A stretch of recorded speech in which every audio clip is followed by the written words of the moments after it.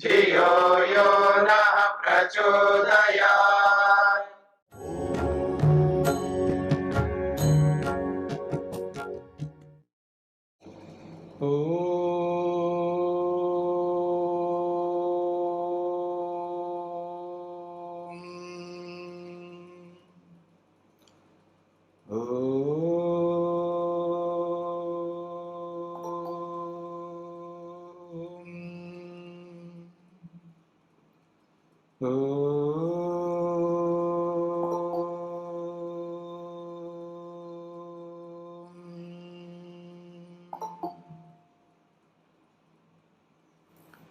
हाँ जी, प्रश्नोपनिषद में द्वितीय प्रश्न के अंतर्गत हमने 7 श्लोक पूरे किए हैं। पहले कुछ प्रश्न आए हुए हैं, मैं उन पर विचार कर लेता हूं।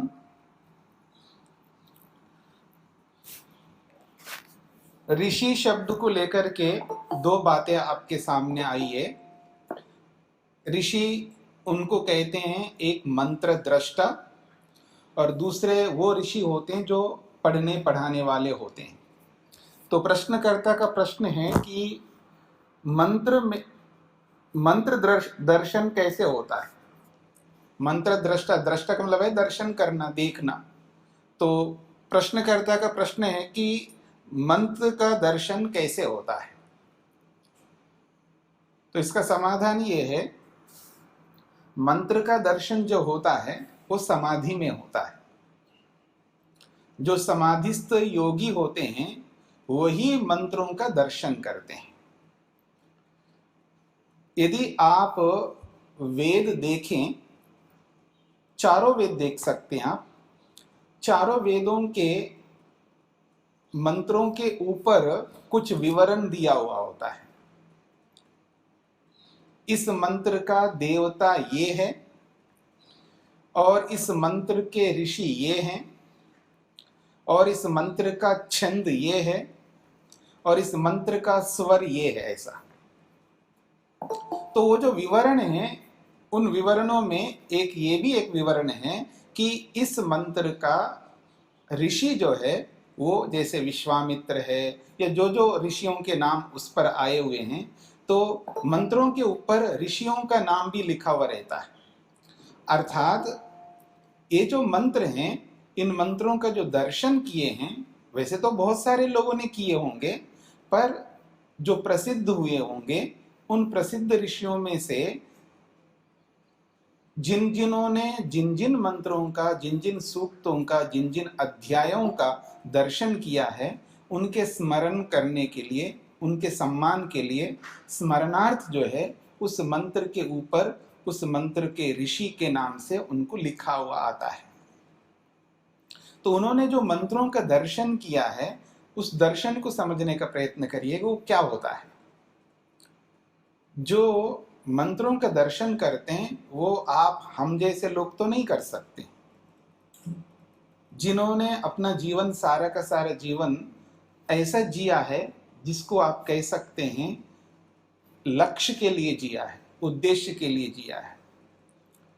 जो मनुष्य का जो लक्ष्य है, उस लक्ष्य को पूरा करने के लिए उन्होंने सारा जीवन समर्पित किया है, तब जाके वो ऋषि बने। और ऋषि भी बनने से पहले वो समाधिस्थ योगी बनता है, आत्मा परमात्मा का दर्शन करता है। तो जिन्होंने आत्मा परमात्मा का दर्शन किया, साक्षात्कार किया है, वही लोग जो शास्त्रों को भी जानते हैं। शास्त्रों को समझने का उनके पास एक बहुत बड़ा सामर्थ्य होता है। शिक्षा, व्याकरण, निरुक्त, छंद, ज्योतिष, कल्प आदि जितने भी शास्त्र हैं, उन सब शास्त्रों को पढ़े हुए होते हैं। फिर वो वेद मंत्रों को देखते हैं, उनका स्वाध्याय करते हैं, उनके मंत्रों के एक एक शब्द का अर्थ समझते हैं। ये सब हो चुका होता है, वेद पढ़े हुए होते हैं। उसके बाद में फिर उस मंत्र का यथार्थ स्वरूप क्या, वास्तविक अर्थ है, ये तो किसी ने लिख दिया तो हमने पढ़ लिया, जान लिया, समझ लिया। अथवा व्याकरण का, संस्कृत का इतना अच्छा बोध है, जानकारी है, वो उन शब्दों को भाषा की दृष्टि से तो समझ लिया, पर वास्तव में वही अर्थ है ये कैसे पता लगेगा?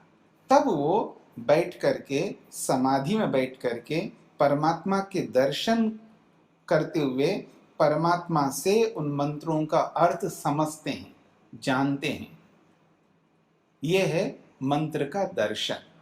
जैसे उदाहरण के लिए कोई मंत्र आप ले सकते हैं, विश्वानि देव सवितर दुरितानि परासुव यद भद्रम तन्न आसुव, एक मंत्र है।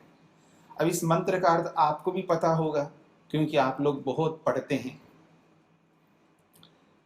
और जब ईश्वर स्तुति प्रार्थनोपासना के मंत्रों को बोलते से उनका अर्थ भी लिखा हुआ रहता है, उस अर्थ को आप पढ़ते रहते हैं, पढ़ पढ़ करके वो याद स्मरण भी हो गया। पर विश्वानि देव सवितर दुरितानि परासुव यद भद्रम तन्न आसुव, ये जो अर्थ है, इस अर्थ का दर्शन तो नहीं किया हमने। मेरी बात को समझने का प्रयत्न किया। इस अर्थ का दर्शन का मतलब समझते क्या होता है? तब उस मंत्र का जो भी ऋषि है, उस ऋषि ने उस मंत्र का जब दर्शन करता है, वो ऐसा ही दर्शन करता है जैसा मंत्र कहता है। तो विश्वानि देव सवितर दुरितानि परासुव, यानी दुरितानि जो दुरित है, दुर्गुण है, दुर्व्यसन है, वो सब कैसे दूर होते हैं उसका दर्शन करता है, उसका साक्षात प्रत्यक्ष करता है। यानी अपने दुर्गुण, दुर्व्यसन, जो भी कष्ट हैं, क्लेश है, उन सबको दूर होता हुआ देखता है समाधि में बैठ करके। और जो जो भद्र कल्याणकारक गुण, कर्म, स्वभाव, उत्तम उत्तम गुण हैं, वो सारे के सारे गुण अपने अंदर प्रवेश होते हुए उनको साक्षात समाधि में बैठ करके अनुभव करता है। यह है मंत्र दर्शन का अर्थ। ये तो विश्वानि देव मंत्र बोला मैंने, कोई भौतिक विषय को प्रस्तुत करने वाला मंत्र हो, सृष्टि को बताने वाला मंत्र हो, या किसी भी अर्थ को बताने वाला मंत्र हो, उसका भी दर्शन ऐसा ही करता है। जैसे आजकल वो जो टीवी पे स्क्रीन पर दिखाते हैं ना, जैसे कोई पेड़ बोया जाता है और फिर वो बढ़ता हुआ दिखाते हैं, उसमें पत्ते, फूल और फल लगते हुए दिखाते हैं ना, वो तो कंप्यूटराइज्ड होता है, कंप्यूटर से ऐसा बना करके दिखाते हैं।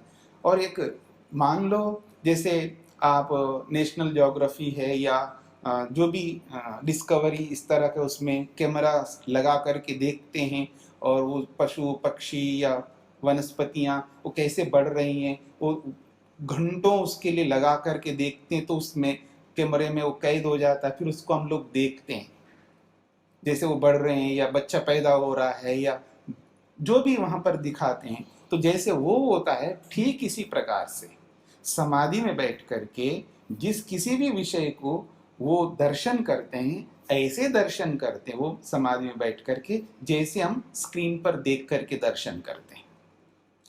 तो मंत्र का जो जो अर्थ होगा, वो सृष्टि से संबंधित हो, चाहे शरीर से संबंधित हो, चाहे वो वनस्पतियों से संबंधित हो, चाहे किसी से संबंधित मंत्र हो, उस मंत्र का दर्शन वैसा ही होता है जैसे हम स्क्रीन पर देखते हैं। पर वो प्रत्यक्ष वो अनुभव करते हैं समाधि में बैठ करके, वो ईश्वर उनको वो कराता है। जैसे उदाहरण के लिए सृष्टि जब प्रारंभ हुई, जब मनुष्य आए सृष्टि पर, सबसे पहले जो अमैथुनी सृष्टि में कुछ लोगों को परमात्मा ने जमीन पर गर्भ बना करके उसमें 20-25 साल तक रख करके उनको बड़ा करके वहीं से धरती से निकाले, और उनमें से सबसे उत्कृष्ट जो लोग थे 4 लोगों को बिठाया, उनको समाधि लगाए, और फिर समाधि में बैठ करके 4 वेदों का बोध उनको कराया। तो जब 4 वेदों का बोध उनको करवाया, तो वो 4 वेदों में जो जो बात कही उन सबका उनका दर्शन कराया, प्रत्यक्ष कराया, जो जो भी उस मंत्रों में है। तो ठीक उसी प्रकार मंत्रों का दर्शन ये ऋषि लोग ऐसे ही करते हैं। आज भी हम में से कोई किसी मंत्र का दर्शन करना चाहे तो कर सकता है। पहले उसको योगी बनना होगा, समाधिस्थ बनना होगा, आत्मा परमात्मा का दर्शन करना होगा, साथ में शास्त्रों का ज्ञान भी होना है। यदि शास्त्रों का ज्ञान नहीं होगा तो नहीं कर पाएगा। पहली बात तो समाधि तक पहुंचना ही मुश्किल है, तो समाधि तक पहुंचने के लिए शास्त्रों का ज्ञान होना आवश्यक है। शास्त्रीय ज्ञान हो, चाहे वो प्रत्यक्ष हो या अप्रत्यक्ष रूप से हो। कई लोग पूछते हैं अगर हम ये नहीं पढ़ें तो हमारी मुक्ति नहीं होगी। छोटा काम है, मतलब अक्षर अभ्यास होना, ज्ञान होना। अगर मान लीजिए संस्कृत नहीं सीख सकता, बहुत सरल भाषा है, तो ये समाधि कैसे लगा पाएगा वो? आप सोचिएगा, छोटा सा काम नहीं कर सकता वो, तो बहुत बड़ा काम कैसे कर सकता है? तो बड़े काम करने के लिए छोटे काम भी आने चाहिए। तो इसलिए शास्त्रों का ज्ञान भी उसको होगा। जैसे आप लोग प्रयास कर रहे हैं, शास्त्र पढ़ रहे हैं, तो ऐसे ही जो ईश्वर को प्राप्त करना चाहता है, जो समाधि लगाना चाहता है, तो क्या उसको ईश्वर के नियमों को जानना नहीं चाहिए? ईश्वर क्या अपेक्षा रखता है हमसे? ईश्वर ने क्या विधान किया है? ईश्वर ने विधान किया ना कि ब्रह्मचारी बनो, ब्रह्मचर्य आश्रम ग्रहण करो, अर्थात विद्या पढ़ो। क्यों कोई कहता है कि मेरे को विद्या बिना पढ़े ही मैं भगवान को पाना चाहता हूँ, बिना शास्त्र पढ़े, बिना विद्या पढ़े ही मैं सुन सुन करके ही मैं वहां तक पहुंचना चाहता हूँ? यानी ईश्वर के नियमों का उल्लंघन करके हम कैसे ईश्वर तक पहुंच सकते हैं? तो इस बात को भी समझ करके हमें चलना है। जब जिसको प्राप्त करना चाहते हैं हम, जिस ईश्वर को प्राप्त करना चाहते हैं, उसके संविधान का अनुसरण सभी को करना पड़ता है। तो किसी ना किसी रूप में हमें उस ज्ञान को प्राप्त करना होगा। तो वहां तक पहुंचने के लिए शास्त्रों को भी पढ़ना होगा, तब जाकर के फिर हम मंत्रों का दर्शन समाधि के माध्यम से कर सकते हैं। प्रश्नकर्ता का एक प्रश्न ये भी आया है कि 11 मंत्र में सप्तलोक कौन से बताए हैं। अब ये 11 मंत्र कौन सा है उनको बताना होगा कि किस प्रश्न में कहाँ पर ये श्लोक आया है और किस विषय में आप पूछना चाहते हैं। पूरा विवरण आप लिखेंगे तब समझ में आएगा।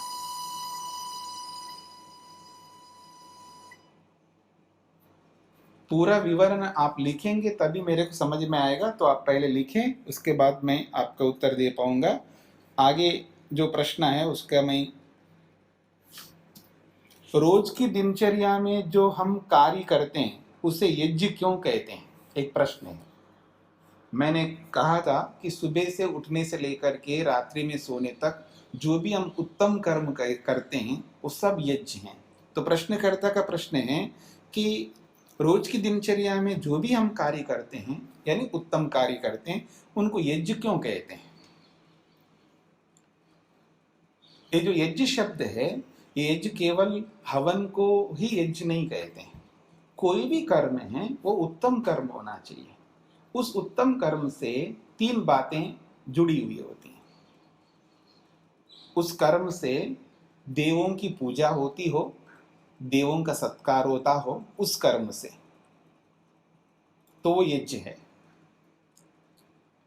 उस कर्म से संगतिकरण होता हो, मेल मिलाप होता हो, हम मिलकर के रहते हैं उस कर्म से, वो भी यज्ञ है। और जो कर्म हम करते हैं उस कर्म से किसी की भला होती हो, किसी का कल्याण होता हो, किसी को कुछ मिलता हो, यानी मोटी भाषा में कहूँ, उस कार्य से दान हमसे होता हो, हमारे से त्याग होता हो, तो भी वो यज्ञ है। तो देव पूजा, संगतिकरण और दान, जिस जिस कर्म से ये 3 बात जुड़े रहेंगे तो वो यज्ञ कहलाएगा। तो व्यापक रूप से जब हम कोई भी कर्म, मान लीजिए उठ करके मैं कुल्ला करता हूं, ये यज्ञ कैसे है? कुल्ला करना अच्छा कर्म है, पवित्र कर्म है, ये यज्ञ कैसा है? ये प्रश्नकर्ता का प्रश्न है। इसका समाधान बिल्कुल यज्ञ है। मैं कुल्ला ना करूं, किसी के बगल में बैठूं तो मेरे से दुर्गंध आएगी, दुर्गंध आएगी तो उसको दुख होगा। संगतिकरण नहीं कर सकता, किसी के साथ मेल मिलाप कर नहीं सकता, किसी के साथ बैठ नहीं सकता, अच्छे लोगों के पास जा नहीं सकता, मेरा जो व्यवहार है वो दूर दूर रहेगा, मेरा ब्रश करना, मेरा स्नान करना, मेरा भोजन करना, वो भी यथार्थ भोजन करना, अनुकूल भोजन करना, और उतना ही भोजन करना जितना भोजन करने से मैं स्वस्थ रहूंगा। मेरे स्वस्थ रहने से मेरी माँ को, मेरे पिता को, मेरी पत्नी को, मेरे पति को, मेरे बच्चों को, मेरे सबको सुख मिलता है। अगर मैं ठीक से नहीं खाऊंगा, स्वस्थ नहीं रहूंगा, तो सबको दुख दूंगा, तो संगतिकरण नहीं हो पाएगा। और माता पिता भी तो देव हैं, उनकी पूजा भी तो होगी अगर मैं ठीक रहूंगा।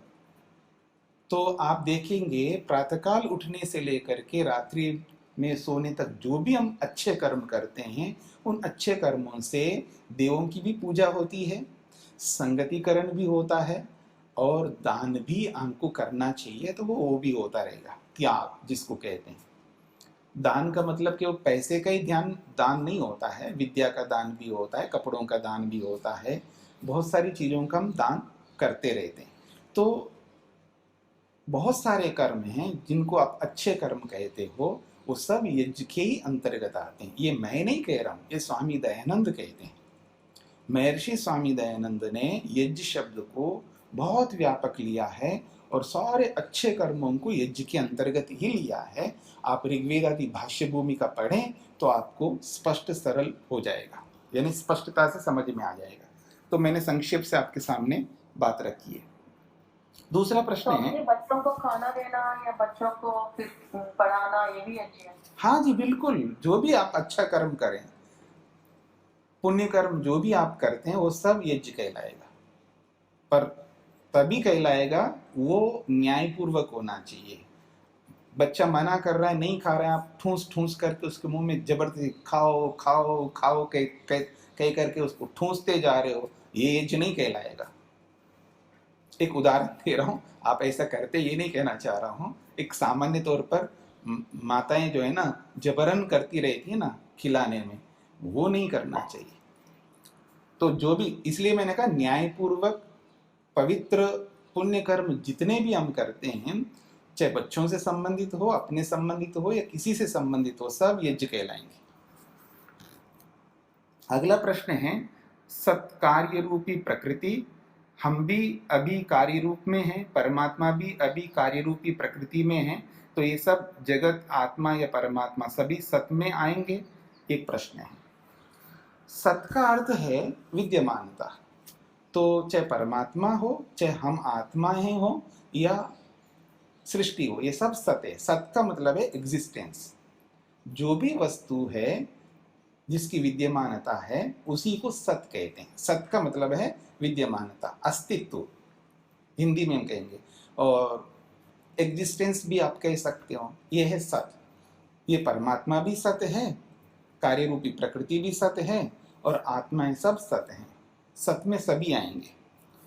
तो अगला इसी से संबंधित है, सत चित आनंद शब्द को समझाइए। तो सत का मतलब है विद्यमानता। जड़ पदार्थ की भी विद्यमानता है और चेतन पदार्थ की विद्यमानता है। जड़ भी सत्य है और चेतन भी सत्य है।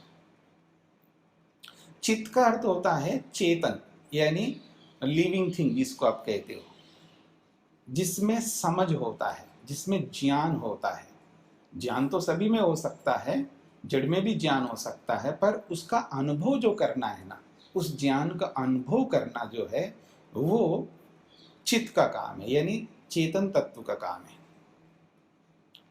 ज्ञान कहीं भी हो सकता है, जो मैंने बोला है ना। तो आप ये नहीं समझ, जड़ में भी ज्ञान रहता है, बिल्कुल रहता है ना। मन में सारा ज्ञान मन में ही तो रहता है। स्टोरेज जो है वो सब मन में ही है, मन तो जड़ है। ज्ञान का होना कोई बड़ी बात नहीं है। ज्ञान कहीं पर भी रह सकता है, जड़ में भी रह सकता है, चेतन में तो रहता ही है। पर आत्मा का स्वयं का जो ज्ञान है वो थोड़ा है ना, हम अल्पज्ञ कहलाते हैं। अल्पज्ञ, बहुत थोड़ा जानते हैं। आज हमारे पास जितना भी ज्ञान है, मेरी बात समझने का प्रयत्न करना, आज हमारे पास जितना भी ज्ञान है, वो ज्ञान हमारे स्वयं आत्मा में नहीं रहेगा वो, क्योंकि हम बाहर से गेन किया, बाहर से प्राप्त किया हमने उस ज्ञान को। वो सारा का सारा ज्ञान मन में रहता है और मन जड़ है। पर वो अनुभव नहीं कर सकता, वो महसूस नहीं कर सकता। उस ज्ञान का एहसास, अनुभूति महसूस करना, फील करना जो है वो आत्मा का काम है। इसलिए आत्मा को चेतन कहेंगे, उसी को चित कहेंगे। तो ये चित जो है जीवात्मा भी है और परमात्मा भी है। और प्रकृति जो है वो चित, वो सत है। सत है यानी वो सत्ता है उसके पास में। सत्ता हमारे में भी है, सत्ता उनकी भी है। तो जीवात्मा परमात्मा सत भी है, चित भी है। तीसरी बात है आनंद। आनंद का मतलब सुख। सुख आनंद दो प्रकार का है। प्रकृति में भी आनंद है और परमात्मा में भी आनंद है। हम आत्माओं में, हमारे पास आनंद बिल्कुल नहीं है। और आनंद शब्द से किसी को परेशानी आ रही हो तो उस परेशानी को भी दूर करिएगा, क्योंकि कई लोग ये समझते हैं जानकारी ना होने के कारण से आनंद तो केवल परमात्मा में होता है, प्रकृति में तो सुख होता है, ऐसा लोग समझते हैं। पर ऐसा नहीं है। दोनों को पर्यायवाची शब्दों के रूप में आप देखिएगा। ये मैं नहीं कहता, ये स्वामी दयानंद कहते हैं। स्वामी दयानंद सरस्वती जी ने सत्यार्थ प्रकाश में और उनके ग्रंथों में आप देखेंगे प्रकृति का आनंद ऐसा लिखते हैं। प्रकृति का आनंद यानी प्रकृति के सुख को आनंद शब्द से भी लिखते हैं, सुख शब्द से भी लिखते हैं और आनंद शब्द से भी लिखते हैं। और ईश्वर का सुख ऐसा लिखते हैं, और ईश्वर का आनंद भी लिखते हैं वो, और ईश्वर का सुख भी लिखते हैं। यानी सुख कहो, आनंद कहो, इस रूप में वो पर्याय शब्द है। तो प्रकृति में भी आनंद है, परमात्मा में भी आनंद है। हाँ, प्रकृति वाला जो आनंद है वो क्षणिक आनंद है, या उसको सुख आप कहेंगे, वो क्षणिक सुख है, लगातार नहीं रह सकता। यानी उसको हम लगातार अनुभव नहीं कर सकते, उसमें तो रहता ही है। मतलब प्रकृति में सुख तो लगातार रहेगा, उसमें कोई बात नहीं है। पर वो जो लगातार उसके अंदर जो सुख है, उस सुख को हम लगातार हम लोग फील नहीं कर सकते, अनुभव नहीं कर सकते। क्यों नहीं कर सकते? हमारी इंद्रियों में वो सामर्थ्य नहीं है। मेरी बात को समझने का प्रयत्न करना। हमारी इंद्रियों में प्रकृति वाले सुख को या आनंद को लगातार अनुभव करने का सामर्थ्य बिल्कुल नहीं है। हाँ, ईश्वर के आनंद को लगातार अनुभव करने का सामर्थ्य, ये बड़ी विशेषता है। कभी आनंद को लेकर के मैं आपके सामने कभी बताऊंगा। तो ये जो सुख है, आनंद है, ये प्रकृति में भी है, पर उस प्रकृति में रहने वाले उस सुख आनंद को हम लगातार अनुभव नहीं कर सकते। वो क्षणिक है, जल्दी समाप्त होता है। अब कैसे समाप्त होता है इस बात को समझ लीजिएगा। सत्वगुण का सुख है, रजोगुण का दुख है, और तमोगुण का जो है मूढ़ता है। तो कोई भी वस्तु, कार्य वस्तु, जो कार्य वस्तु है उसी के माध्यम से हम सुख ले सकते हैं, कारण वस्तु से सुख नहीं ले सकते। कार्य पदार्थों से ही सुख लेते हैं। तो ये जो कार्य पदार्थों से जो सुख मिलेगा हमको, वो हमको लगातार नहीं मिल सकता। क्यों नहीं मिल सकता? क्योंकि वो कार्य पदार्थ केवल सत्वगुण से नहीं बना है, वो रजोगुण से भी बना है, तमोगुण से भी बना है। तो जब वो कार्य पदार्थ से हम सुख ले रहे होते हैं, तो जब सत्वगुण उभर के आएगा तो हमको सुख मिलेगा। जब रजोगुण उभर के आएगा तो वो सुख दब जाएगा, फिर दुख मिलेगा। इसलिए आप जल्दी उब जाते हैं, इसलिए आप क्षणिक सुख भोग करके, हाँ, इसके बाद आपको मिलेगा ही नहीं वो सुख, क्योंकि वो बदल गया, अब वो आएगा नहीं। जब दोबारा उसका नंबर आएगा तब आएगा। इसलिए वो बदलता रहता है, वो वस्तु एक जैसा नहीं रहती है, उसमें परिवर्तन होता है, चेंजेस आते रहते हैं। प्रकृति के पदार्थों को, कार्य पदार्थों में जो सुख है वो लगातार बना नहीं रह सकता है, उसके अंदर लगातार, लेकिन उसमें रजोगुण भी है, तमोगुण भी है। तो जब सत्वगुण उभर के आएगा तो सुख मिलेगा, जब सत्वगुण दब जाएगा तो रजोगुण उभर के आएगा तो दुख मिलेगा। जब तमोगुण आएगा तो ना सुख मिलेगा ना दुख मिलेगा, हम पड़े रहेंगे। और जैसे कोई मूर्छित पड़ा रहता है ना, ऐसे मोह में रहेंगे, अनुभूति वैसा नहीं होगी। न दुख की न सुख की, उसी को मोह कहते हैं। तो वो बदलता रहता है। इसलिए प्रकृति में भी आनंद सुख है, वो कार्य पदार्थों के माध्यम से हमको मिलता है, वो लगातार नहीं मिलता, वो क्षणिक है। इस रूप में क्षणिक कहा जाता है, वो बदलता रहता है। तो सत का अर्थ है एग्जिस्टेंस, सत्ता, विद्यमानता। चित्त का मतलब है चेतनता, जिसको हम फील करते हैं। जो फील करने वाले हैं वो चेतन है, वो चित्त हैं। और आनंद जो है वो प्रकृति में भी है और परमात्मा में भी है। पर परमात्मा का जो आनंद है वो लगातार मिलता है, क्योंकि परमात्मा में परिवर्तन नहीं होता, वो अपरिवर्तनीय है, वो हमेशा एक रस रहता है, एक जैसा रहता है। इसलिए हमको लगातार उसका सुख मिलेगा। उसमें और कोई दूसरे विपरीत गुण तो है ही नहीं। उसका आनंद ही उस परमात्मा का स्वरूप है। तो परमात्मा जब तक है तब तक आनंद रहेगा, वो लगातार ईश्वर का आनंद हमको मिलता रहेगा। लेकिन प्रकृति में सामर्थ्य नहीं है, अर्थात कार्य पदार्थों में सामर्थ्य नहीं है, क्योंकि कार्य पदार्थ बदलते रहते हैं। जैसे आप साइंस की लैंग्वेज में बोलो, इलेक्ट्रॉन, न्यूट्रॉन, प्रोटॉन, वो घूमते रहते हैं, एक सरीका नहीं रहते हैं। केवल इलेक्ट्रॉन इलेक्ट्रॉन हमको नहीं सामने आएगा, कभी इलेक्ट्रॉन आएगा, कभी न्यूट्रॉन होगा, कभी प्रोटॉन होगा, इस तरह का बदलते रहेंगे। तो इस दृष्टि से प्रकृति का सुख कहो, आनंद कहो, हमको लगातार नहीं मिल सकता, इसलिए वो क्षणिक है। इसी कारण से हम सब लगे हैं ईश्वरीय आनंद को प्राप्त करने के लिए। वो लगातार मिल सकता, वो एक रस अखंड रहता है, निरंतर हमको मिल सकता है, और उससे ऊब भी नहीं सकते। क्यों ऊब नहीं सकते, ये बातें बाद में करेंगे कभी। तो सत चित आनंद के बारे में आपके सामने रख दिया है। अगला प्रश्न है, सूर्य प्राणों को समेत लेता है, प्लैनेट्स आदि में भी उनका प्राप्त होता है, समझ में आता है। पर लिविंग बींग्स जो है उनको कैसे प्राण सूर्य से आए हैं उत्पत्ति समय में? प्रश्नकर्ता का प्रश्न है, जब उत्पत्ति होती है, हमारी मनुष्य की उत्पत्ति होती है, किसी भी प्राण की उत्पत्ति होती है, तो उत्पत्ति के समय में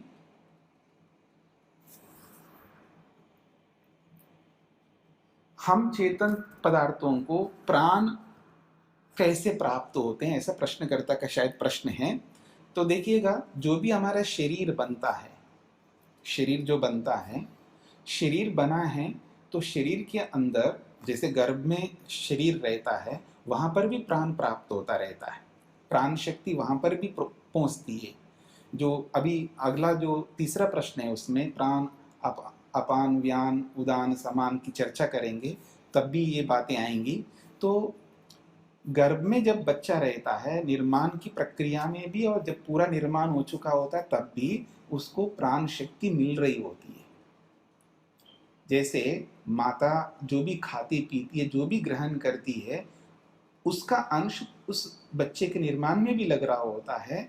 तो जैसे बच्चे के निर्माण में खाए पिए के अंश प्राप्त होते हैं, ठीक इसी प्रकार से हमारे पूरे शरीर को प्राण तत्व प्राप्त होता है, प्राण शक्ति प्राप्त होती है। तो वैसे गर्भ के अंदर भी प्राण शक्ति प्राप्त होती है उत्पत्ति के समय में। और जब बाहर आता है तो सबके जैसे हमको मिल रहा है वैसे उसको भी मिलेगा, पर गर्भ में भी प्राण शक्ति उसको प्राप्त होती है। ये जो मैं समझ पाया हूँ, ये तो ये बात है। क्या आप यही पूछना चाहते हैं श्वेता जी? हाँ हाँ समझे, वही। स्पष्ट हो गया? हाँ सही। हाँ, अगला प्रश्न है कि अंटार्कटिका में 6 महीने जो है सूर्य नहीं होता है, तो वहाँ परमात्मा की शक्ति से सूर्य के माध्यम से प्राण देने वाले कैसे माने?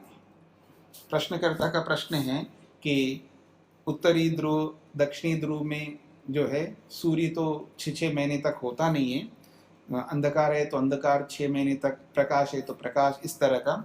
तो जब सूर्य नहीं होता है तो वहां पर प्राण तत्व कैसे प्राप्त होता है? प्रश्नकर्ता का प्रश्न है।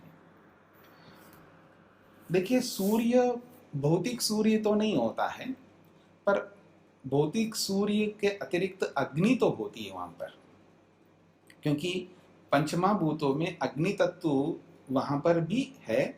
चाहे कहीं भी जाओ वहां अग्नि तत्व विद्यमान है, तो उस अग्नि तत्व से वो प्राण शक्ति उनको मिलती रहती है। आप देखेंगे वहां पर सूर्य बिल्कुल नहीं होता है, वहाँ कुछ पैदा भी नहीं होता है, बर्फ ही बर्फ है, तो ड्रिल करके अंदर ले जा करके पानी के अंदर जो मछली है उसको निकाल करके वो लोग खाते हैं। तो वो अंदर जो है वहाँ पर भी मछलियाँ विद्यमान हैं, तो उनको भी तो प्राण मिल रहा है। पानी पानी के अंदर भी प्राण शक्ति विद्यमान है। पानी के अंदर भी अग्नि तत्व है, सूर्य तत्व है। सूर्य के रूप में इस रूप में नहीं है, लेकिन अग्नि तत्व है, तो अग्नि तत्व के माध्यम से ही उनको वहां पर प्राण मिलता है। और बाहर भी अग्नि तत्व के माध्यम से ही प्राण शक्ति प्राप्त होती है, ऐसे ही समझना चाहिए।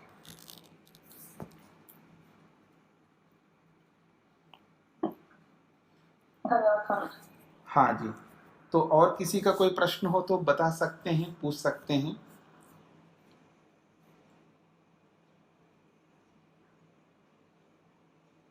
किसी का प्रश्न होगा तो हम उस पर चर्चा करेंगे, नहीं तो आगे पाठ को प्रारंभ करते हैं। जी, तो दूसरे प्रश्न में 7वें श्लोक तक हमने पूरा किया है। 8वां श्लोक प्रारंभ हो रहा है।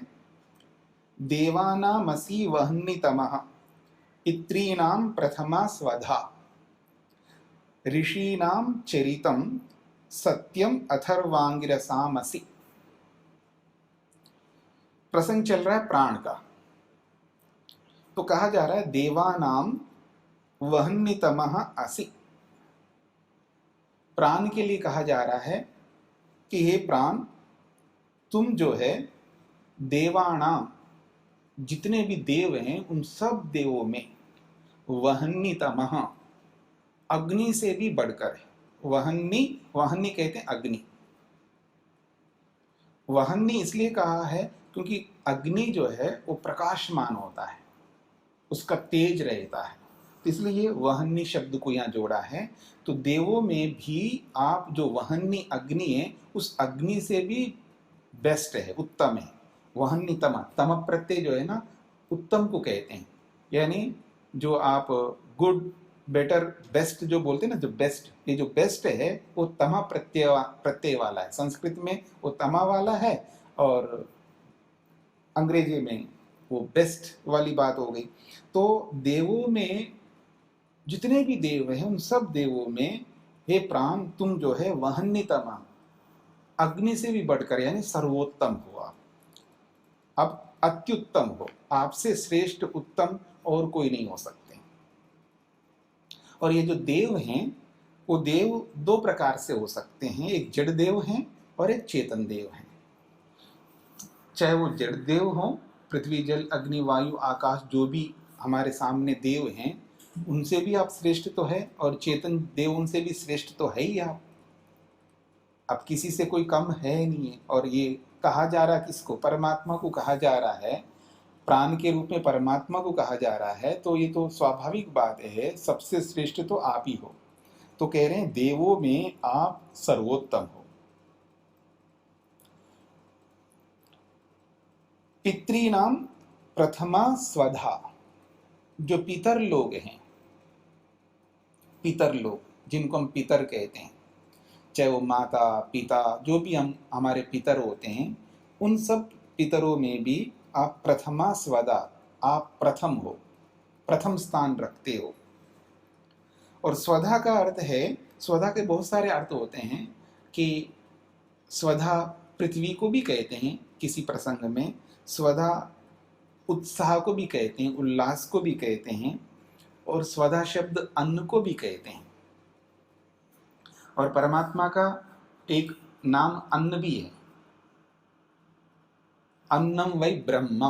आप आगे उपनिषद में पढ़ेंगे, अन्नम वै ब्रह्मा, अन्न को ब्रह्म कहा है। यानी जो अन्न है, जिस अन्न को हम खाते हैं, उस अन्न को ब्रह्म भी कहा है, क्योंकि बिना ब्रह्म परमात्मा के अन्न कहाँ से मिलेगा हमको। तो परमात्मा का एक नाम अन्न भी है। तो यहाँ स्वधा जो है अन्न के लिए भी आता है। तो क्या है, पितृनाम प्रथमा स्वधा, आप पितरों में प्रथम स्वधा हो, प्रथम अन्न हो, प्रथम भोग्य वस्तु हो, आपका प्रथम स्थान है। देखिए, पहला स्थान जो है माता का है, दूसरा स्थान पिता का है, तीसरा स्थान गुरु का है। ये जो हम ले मानते हैं ना, तो ये तो मनुष्यों में ही तो ये है।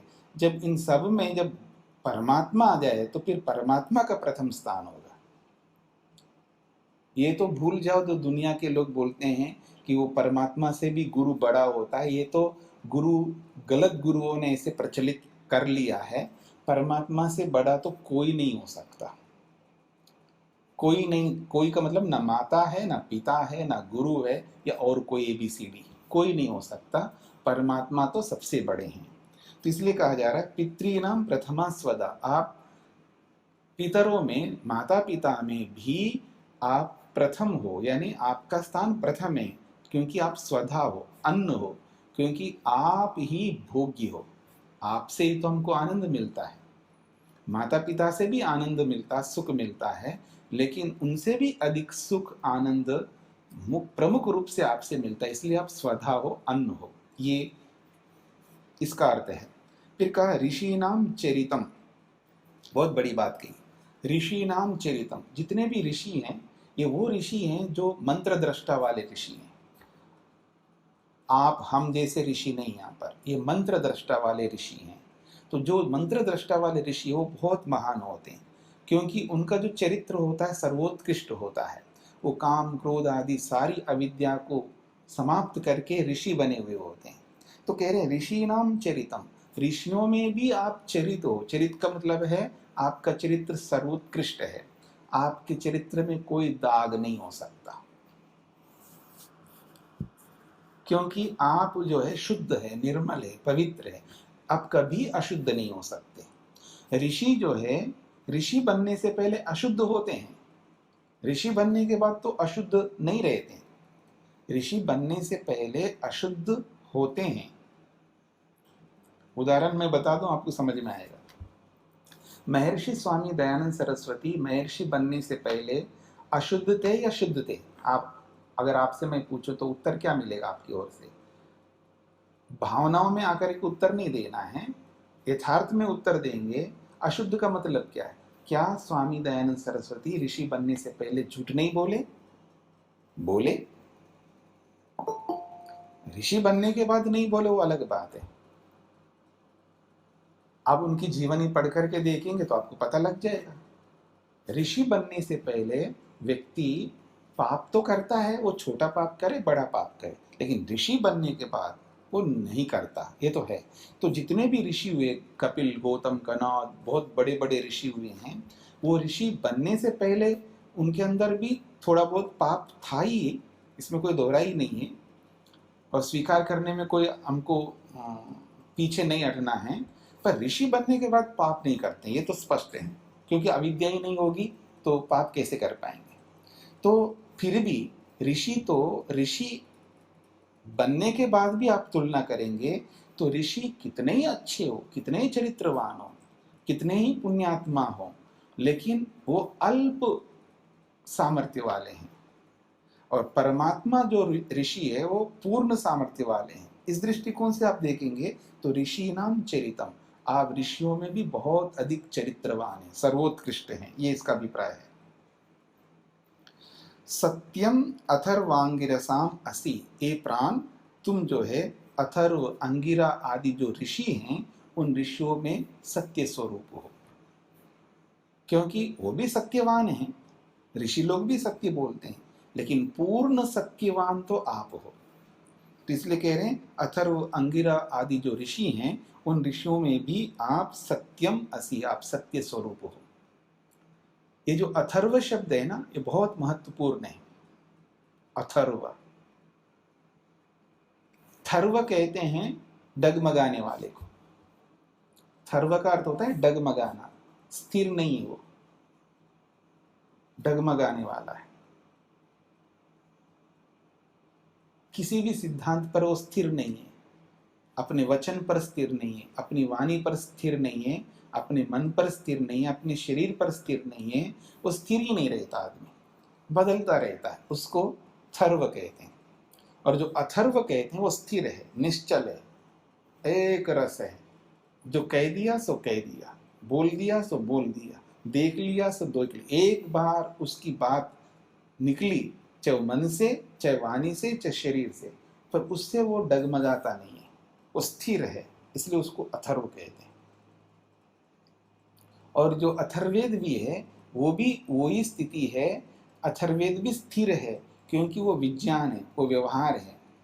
जो अथर्ववेद में जो बात कही है वो बस स्टैंप है, एक प्रकार से मोहर लग गया, बस ये ऐसा है तो ऐसा ही है, अब वो बदल नहीं सकता।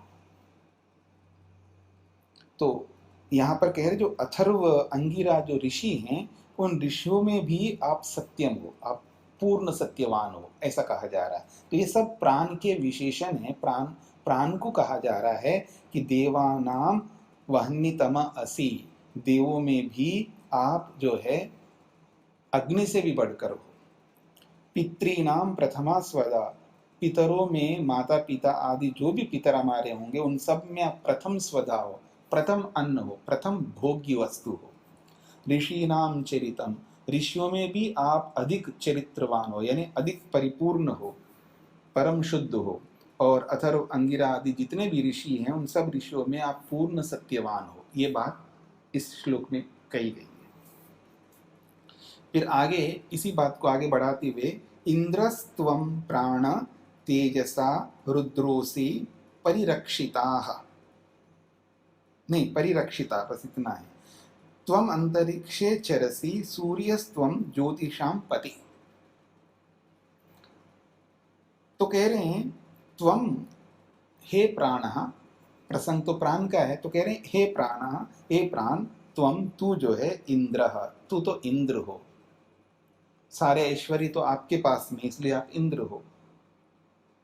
तेजसा रुद्र असि, अपने तेज से आप रुद्र हो, जो आपके अंदर सामर्थ्य है उसी सामर्थ्य के कारण से आप रुद्र हो।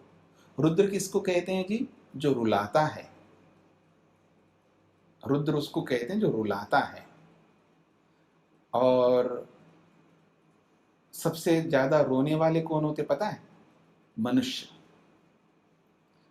पशु पक्षियों को भी हम रुला सकते हैं, उनको भी रुलाने वाले दूसरे भी होंगे, वो इतने नहीं रोते हैं जितने हम लोग रोते हैं। हाय हाय जो है ना, आय तौबा मचाने वाले सबसे ज्यादा मनुष्य हैं, बहुत दुख भोगते हैं, क्योंकि दुख भोगने के ऐसे कर्म करते हैं हम, इसलिए हमको बहुत अधिक दुख भोगना पड़ता है, चाहे वो मानसिक रूप से हो, चाहे वाचनिक रूप से हो, चाहे शारीरिक रूप से हो।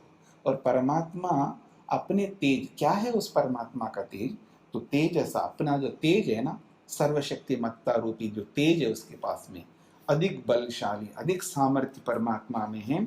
उस अत्यंत तेज रूपी शक्ति सामर्थ्य से वो रुद्र असि, वो रुद्र बनता है, हमें दंड देता है, हमारे कर्मों का फल प्रदान करता है, चाहे सुख के रूप में हो या दुख के रूप में हो, इसलिए वो रुद्र है।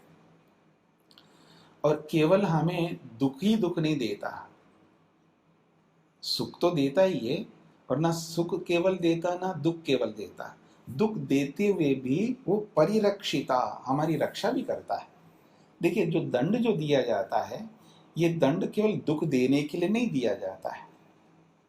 हाँ याद रखना, आप लोग भी दंड दें अपने बच्चों को या किसी को भी, केवल उसको दुखी करने के लिए दंड नहीं देना है, उसके भविष्य में आने वाले दुखों को दूर करने के लिए दंड देना होता है।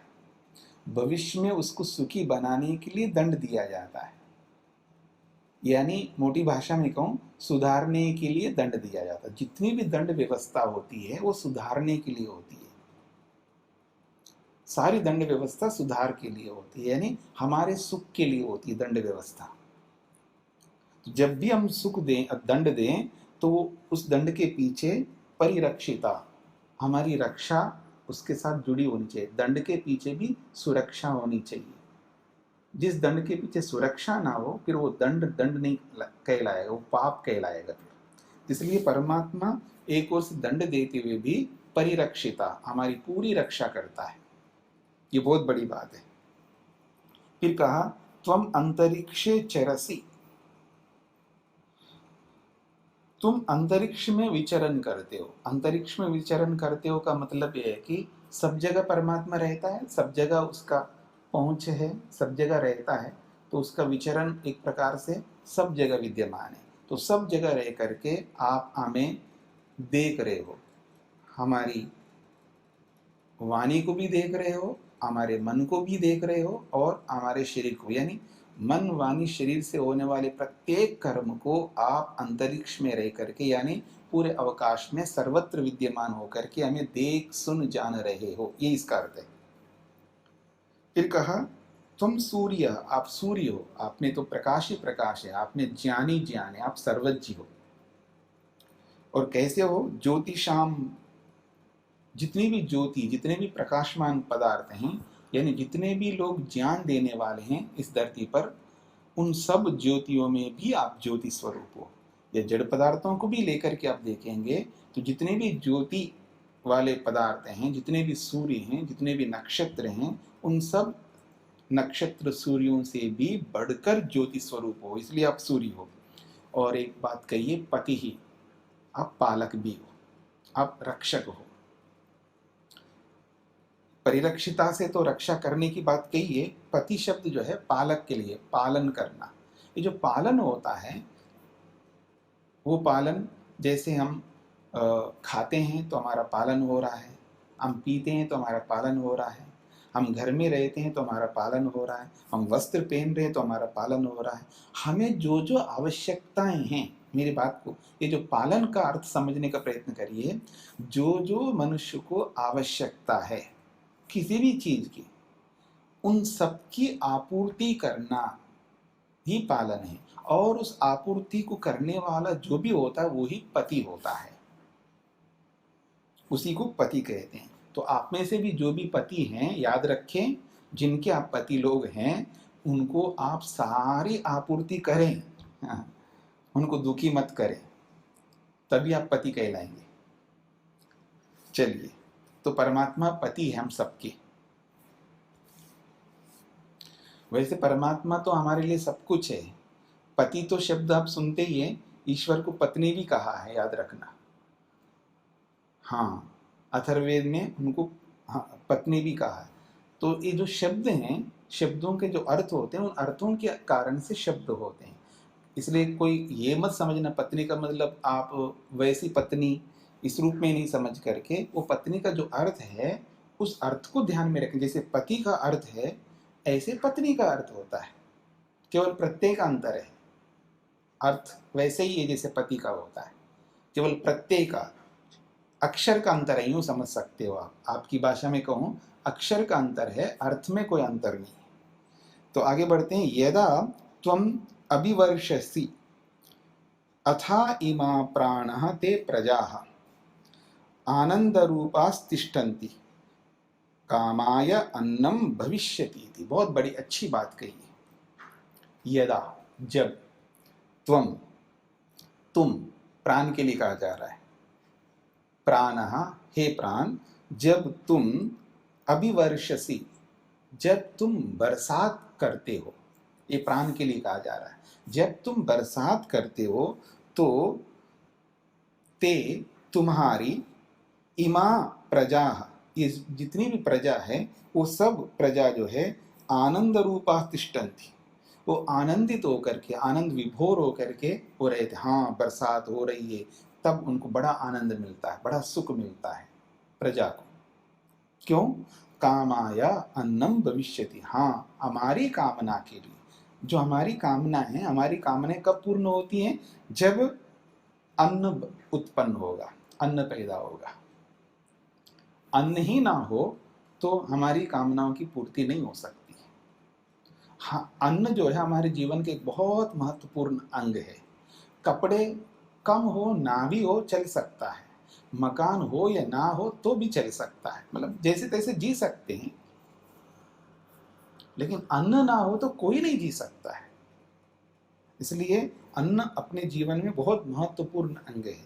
तो इसलिए काम आया, हमारी कामना के लिए, हमारी कामनाओं की पूर्ति के लिए अन्नम भविष्यति इति, अन्न उत्पन्न होगा ऐसा मान करके आनंद रूपा तिष्ठन्ति, आनंदित होकर के प्रजा जो है रहती है। कब? जब प्राण बरसात करेगा तब की बात है। आगे बढ़ते हैं। व्रात्यस्त्वं प्राणैक ऋषि अत्ता विश्वस्य सत्पतिः वयम आद्यस्य दातारः पिता त्वं मातरिश्विनः। बहुत अच्छी बात कही है।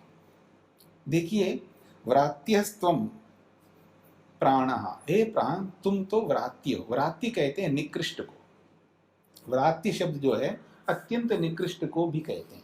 अब परमात्मा को भी यहाँ पर व्रात्य शब्द से कहा है। अब शब्द का अर्थ तो निकृष्ट है, पर क्या परमात्मा निकृष्ट है? बिल्कुल नहीं है।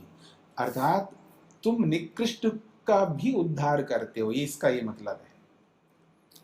हे प्राण, हे प्राण, त्वम व्रात्य, तुम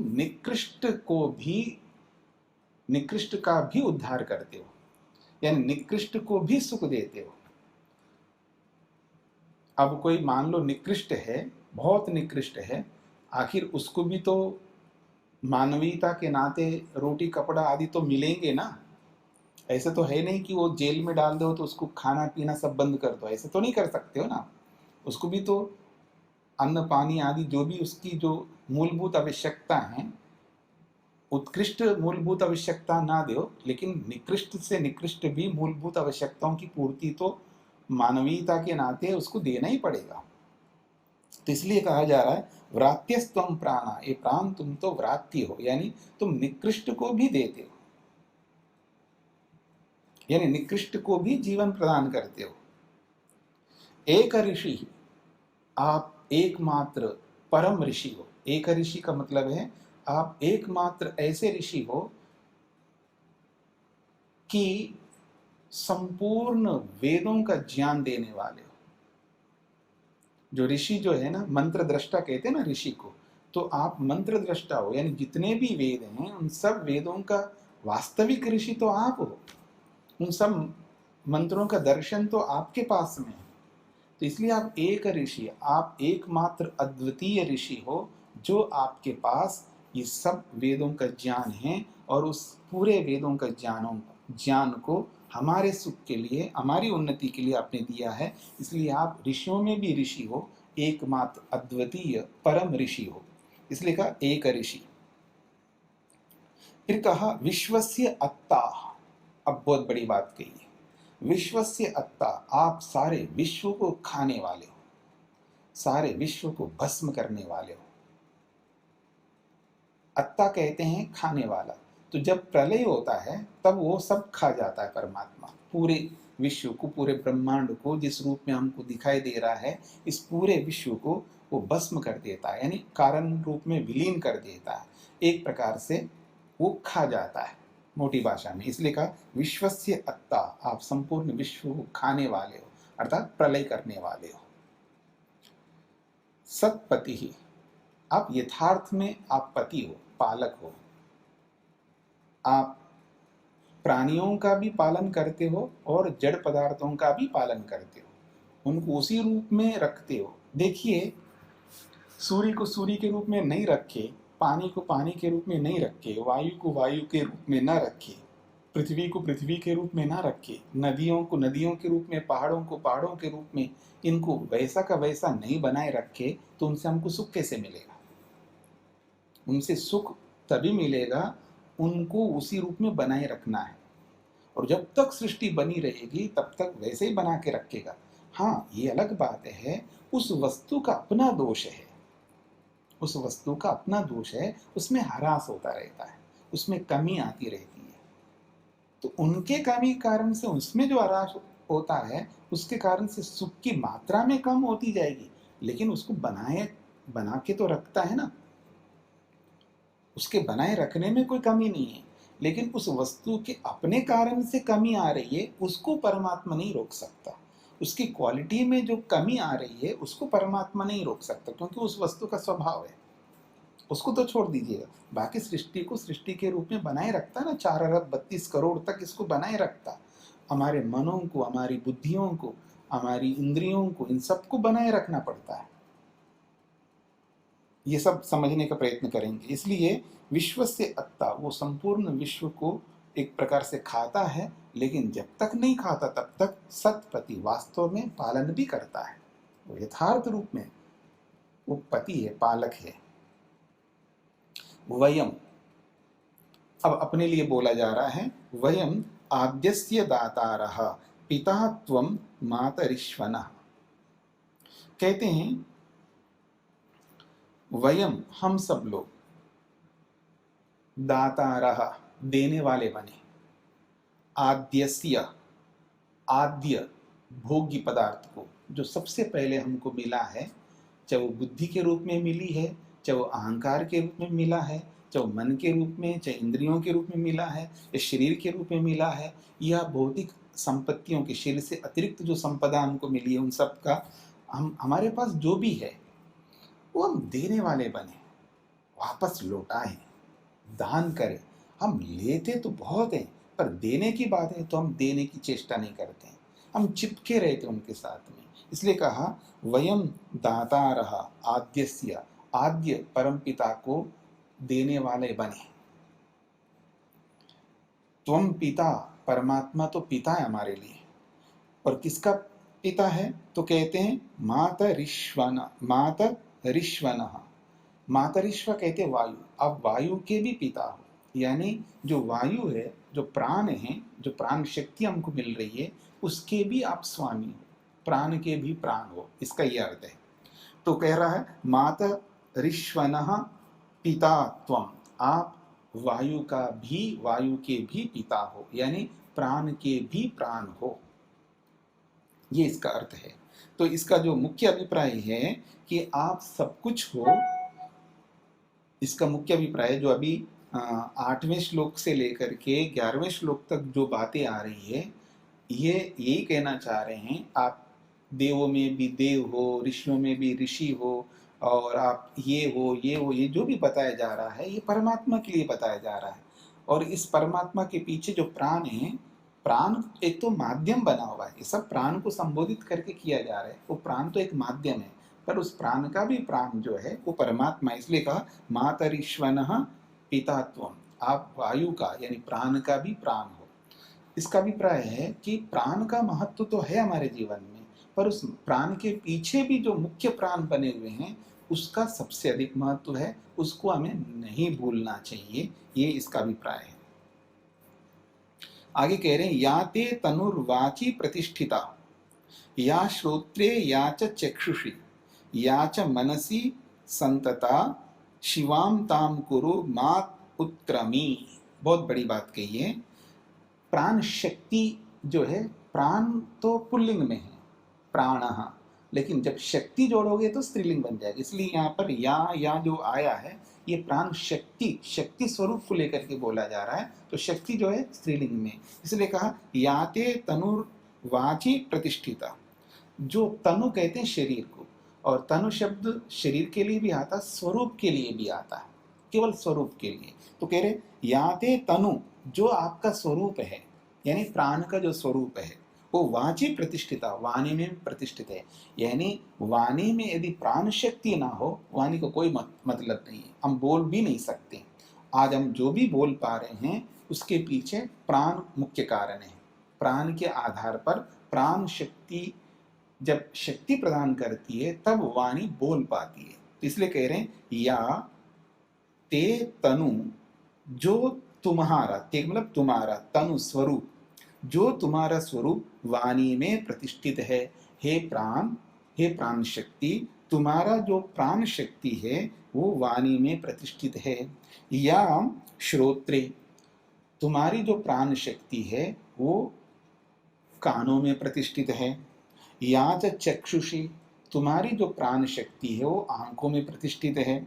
या च मनसी, तुम्हारी प्राण शक्ति मन में भी प्रतिष्ठित है। ऐसी जो प्राण शक्ति है, संतता शिवाम ताम कुरु।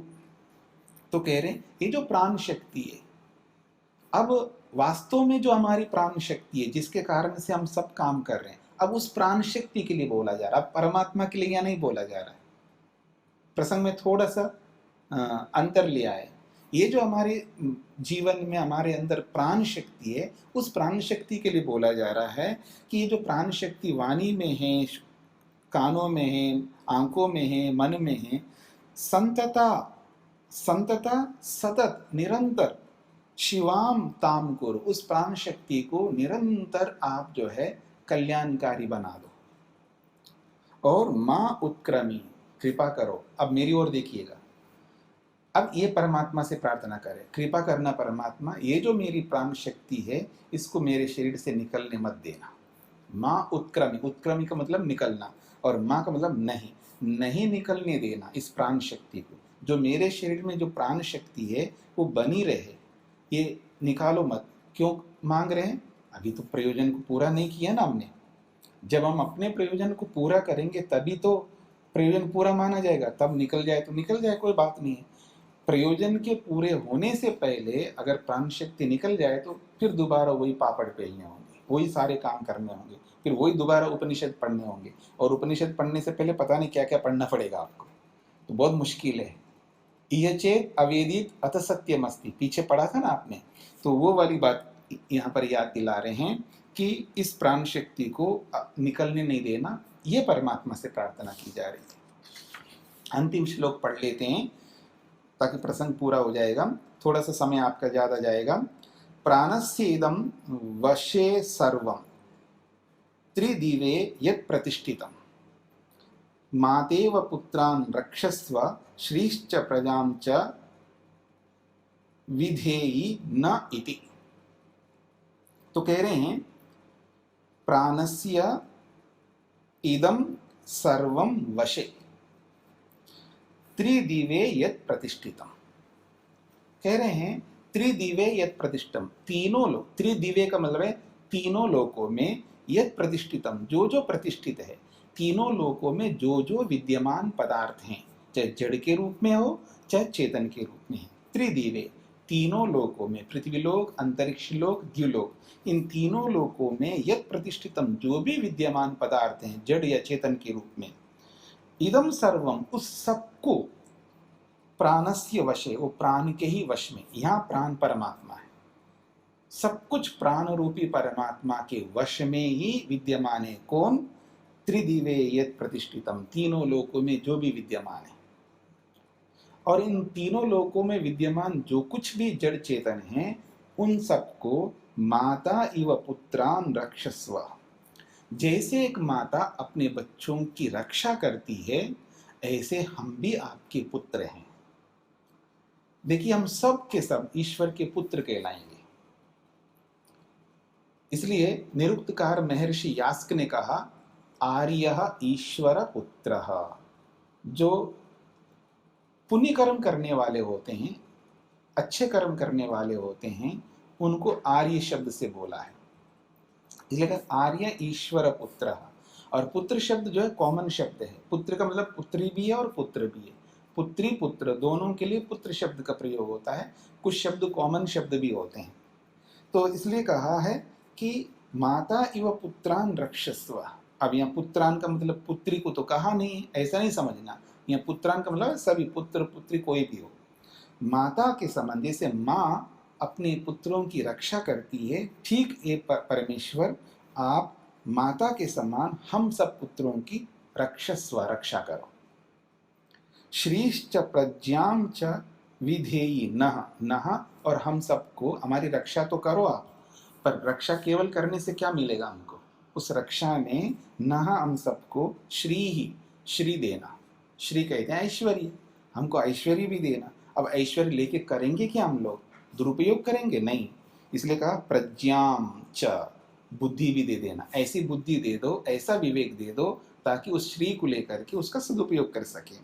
इसलिए कहा विधेयी, ये सब हमारे जीवन में स्थापित करो। विधेयी का मतलब है विशेष रूप से धारण कराओ हमारे में श्री को धारण कराओ, प्रज्ञा को धारण कराओ, और माता के समान हमारी रक्षा करो। क्यों? क्योंकि आप तीनों लोकों में जो भी प्रतिष्ठित है, विद्यमान है, जड़ चेतन, इन सबके आप स्वामी हो, इन सबको अपने वश में रखते हो, ये आपके अधिकार में, इसलिए आप कुछ भी कर सकते हैं हमारे लिए। ये यहाँ पर बात कही गई है। तो इस प्रकार से दूसरा प्रश्न पूरा हो गया आपका।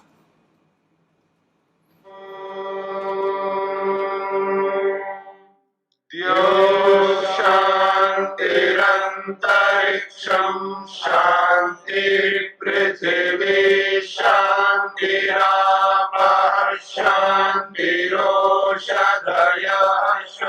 शान्तिः वनस्पतयः शान्तिर्विश्वे देवा शान्तिर्ब्रह्म शान्ति सर्वं शान्ति शान्तिरेव शान्ति शामा शान्तिरेधि